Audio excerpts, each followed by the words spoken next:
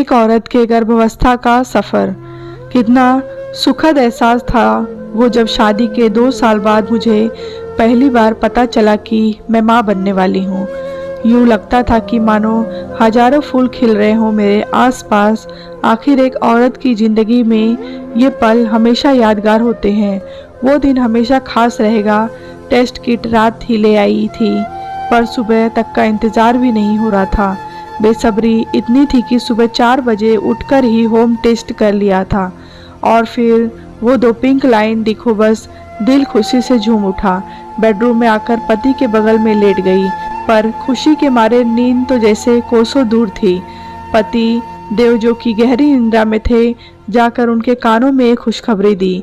उनके चेहरे पर भी मुस्कुराहट आ गई। आखिर जिस खुशी का इंतजार कर रहे थे उसने दस्तक दी थी हमारे जीवन में। पति देव ने मुझे गले लगाया और मेरा माथा चूम लिया। बस परिवार में सबको खबर लगते ही सभी लोग मुझे अपना ख्याल रखने की सलाह देने लगे। क्या खाना चाहिए, क्या नहीं खाना चाहिए इत्यादि। सभी अपनी तरफ से मुझे सही सलाह देना चाहते थे, पर गर्भावस्था में मैं अपने मन और स्वाद को समझना बहुत मुश्किल होता है। पर फिर भी कोशिश करती थी कि बाहर का खाना, जंक फूड आदि ना के बराबर ही लूं, बस पौष्टिक आहार ही लूं। गर्भावस्था के शुरुआती में बस इच्छा थी कि सी सेक्शन डिलीवरी ना हो, बस किसी तरह नॉर्मल डिलीवरी हो जाए। शुरू में थोड़ी कॉम्प्लिकेशन बताई थी जिससे हम काफ़ी डर गए थे, पर डॉक्टर के उपचार के बाद सब कुछ ठीक हो गया था। रिपोर्ट में सब कुछ ठीक चल रहा था। फिर एक दिन पति का एक दुर्घटना में फ्रैक्चर हो गया तो घबराहट हुई, अस्पताल पहुंची।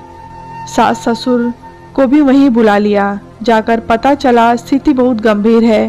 पैर की हड्डी टूट चुकी थी। ऑपरेशन द्वारा रोड डाली जानी थी। आंसू थम नहीं रहे थे। जैसे तैसे अस्पताल में 2-3 बेहद दुखी दिन बीते। डॉक्टर ने बेड रेस्ट बताया। पति को उन्हें चलने में लगभग 6 महीने लगे थे, या एक शायद उनमें से ज़्यादा ही। और 6 महीने मेरे सबसे मुश्किल पल थे। गर्भावस्था दौरान पति के दुख को देखकर दिल बहुत दुखी होता था। जानती थी ऐसे में मेरा दुखी होना बच्चे के लिए ठीक नहीं है, फिर भी चिंता दिमाग में जाती नहीं थी। बस अपने से भी ज़्यादा उनका ख्याल रखना अच्छा लगता था। उनका खाना पीना, दवाई इत्यादि, उनकी देखभाल में अपना ध्यान रखना तो भूल ही जाती थी। मैं एक मानसिक तनाव महसूस कर रही थी। मेरी भूख भी कम हो गई थी। डॉक्टर ने जांच करके बताया कि मेरा वजन नहीं बढ़ रहा है, मुझे और ज़्यादा ध्यान देना चाहिए खाने पीने पे। पति के स्वभाव में थोड़ा चिड़चिड़ापन आ गया था, और शायद ऐसी हालत में वे स्वाभाविक भी है। कई बार अपनी दिक्कतें खुलकर पति को बता भी नहीं पाती। सोचती क्यों उन्हें परेशान करूं, वो खुद ही मुश्किल दौर से गुजर रहे हैं। हालांकि घर के सभी सदस्य चाहते थे मैं चिंता ना करूं, पर मेरा चिंता ना करना मेरे वश में नहीं था। पति के घाव ठीक ना होने पर उनकी दोबारा सर्जरी करनी पड़ी थी। इससे पहले कभी अस्पताल और डॉक्टर के इतने चक्कर नहीं काटे थे। बस एक ही दुआ मांगती थी, नॉर्मल डिलीवरी हो जाए, वरना पति और बच्चे का ध्यान कैसे रख पाऊंगी। फिर जिसने जो कहा वैसा करने लगी, जिससे नॉर्मल डिलीवरी हो।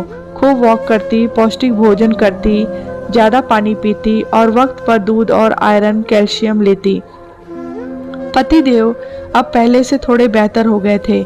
गर्भावस्था के आखिरी दिनों में सब कुछ ठीक था, पर ड्यू डेट निकलने बाद डॉक्टर ने एडमिट होने की सलाह दी और कहा वो दर्द के लिए दवाई इंजेक्शन करेंगे।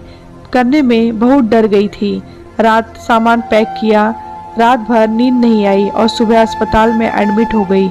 सास साथ ही थी और माँ को भी बुला लिया था। दवाई मुझे इंजेक्शन करते ही दर्द होने लगा और मेरी बेचैनी बढ़ने लगी। पूरा दिन बीत गया दर्द से कराहते, पर डॉक्टर्स का कहना था दर्द और बढ़ने चाहिए, अभी यूट्स नहीं खुला है।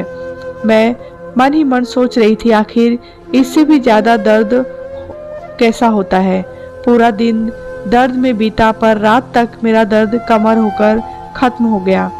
अगले दिन डॉक्टर्स बोले आज फिर दवाई लगाई जाएगी, अगर फिर भी दर्द ना बढ़े तो ऑपरेट ही करना होगा। फिर दिल घबरा गया। फिर से सारी प्रक्रिया दोबारा की गई। फिर से पूरा दिन दर्द से तड़पती रही। सास और माँ सलाह देते, कोई कहता चक्कर काटो, कोई कहता बैठो। आसपास के वार्ड से औरतों के लेबर पेन में चीखने की आवाज़ें सुनकर और घबराहट हो रही थी। डॉक्टर्स भी बार बार चेक करते और बोलते यूट्स अभी भी नहीं खुला। दर्द से ज़्यादा परेशान तो डॉक्टर ने दिन में 5 बार चेक करके किया था। शाम तक आखिरकार डॉक्टर ने तय कर लिया कि अब ऑपरेशन ही किया जाएगा। डॉक्टर के ये बताने पर मेरी आंखें आंसू से बहने लगे। मैंने रोते हुए कहा कि मुझे ऑपरेशन नहीं कराना, पर जिस ऑपरेशन से मैं शुरू से बचना चाह रही थी अंत में हुआ वही। पर इस बात का एहसास हो गया था कि नॉर्मल डिलीवरी भी कोई आसान बात नहीं, बहुत सहनशीलता होनी चाहिए उसके लिए भी। खैर, मुझे ओटी में ले जाया गया। उनके उपकरण देखकर ही डर गई। डॉक्टर ने मुझे इंजेक्शन दिया तो एक आराम की अनुभूति हुई। मीठी से नींद आने लगी और कुछ देर बाद बच्चे के रोने की आवाज़ मेरे कानों में आई। मैंने पूछा, क्या हुआ डॉक्टर साहब? उन्होंने कहा, मुबारक हो तुम्हें बेटा हुआ है। बस दिल में एक ठंडक सी पड़ गई। 2 दिन से सोई नहीं थी। शायद इसीलिए या दवाई की वजह से मुझे एक सुकून भरी नींद आ गई। आंखें खुली तो मैंने बच्चे को देखने की इच्छा जताई। बस उस पल अपने बच्चों का वो मासूम सा चेहरा देख सब दर्द परेशानियां हवा सी हो गई और अंदर से एक आवाज़ आई कि इस खुशी के लिए हर मुश्किल नहीं जा सकती है।